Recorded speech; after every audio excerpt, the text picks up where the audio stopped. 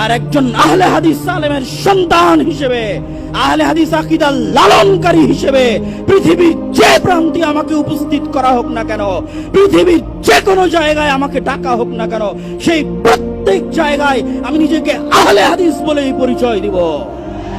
আর গর্বের সাথে বলতে চাই যে একটা সেকুলার পার্টির নেতার চাইতে, লালন মতবাদে বিশ্বাসী নেতার চাইতে একজন আহলে হাদিস রিকশা চালক, একজন আহলে হাদিস দিন মজুর, যার আকীদা সালাফি, যার বিশ্বাস সঠিক, সে বেশি ভালো, বেশি কল্যাণকর আল্লাহ সুবহানাহু ওয়া তাআলার নিকটে। অতএব আহলে হাদিসদেরকে আপোষকামী মনোভাব থেকে বের হয়ে আসতে হবে। এই আপোষকামী মনোভাবের কথা আল্লামা আব্দুল্লাহিল কাফি আল কুরাইশি তার ইনফেরিয়রিটি কমপ্লেক্স আহলে হাদিস পরিচিতি বইয়ের মধ্যে তুলে ধরেছেন। সম্মানিত উপস্থিতি, আহলে হাদিসদের আপোষহীন হতে হবে, নিজেকে নিয়ে গর্ব করতে শিখতে হবে, আহলে হাদিস জাতিকে নিয়ে গর্ব করতে শিখতে হবে।